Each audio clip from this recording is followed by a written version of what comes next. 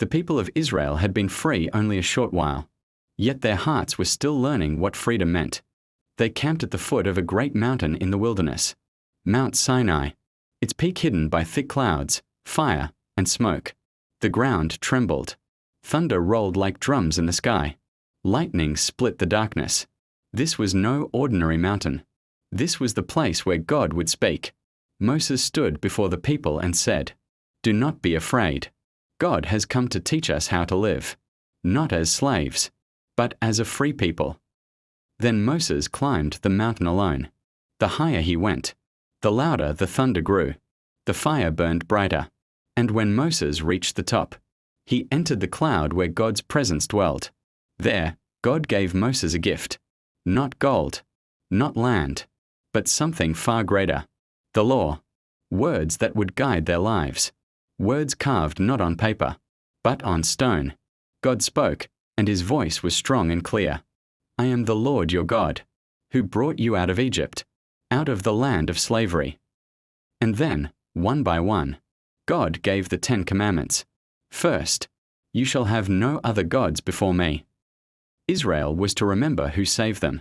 Second, "You shall not make idols." God could not be shaped by human hands. Third, "You shall not misuse the name of the Lord." God's name was holy and worthy of honor. Fourth, "Remember the Sabbath day and keep it holy." Even the free must learn to rest. Fifth, honor your father and mother. A strong people begins with respect at home. Sixth, "You shall not murder." Every life was precious. Seventh, "You shall not commit adultery." Faithfulness was a sacred promise. Eighth, "You shall not steal." Freedom meant trusting God to provide. Ninth, "You shall not give false testimony." Truth was to be their foundation. 10th, "You shall not covet." A free heart does not envy what belongs to others. God wrote these commandments himself on 2 stone tablets. They were not meant to chain the people. They were meant to protect them. After 40 days and 40 nights, Moses came down the mountain carrying the tablets in his hands. But as he descended, he heard songs, rejoicing, not the sound of prayer, but the sound of celebration. The people, growing impatient, had made a golden calf. They bowed to it, forgetting the God who had rescued them.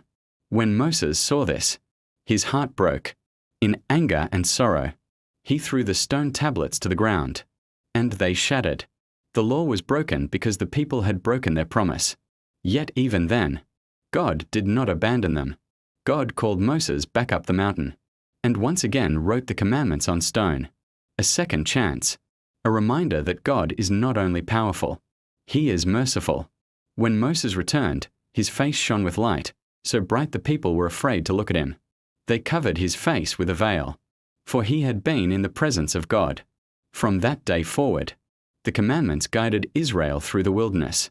They would stumble, they would fail, but the law reminded them who they were, not slaves, but a chosen people, learning how to live in freedom.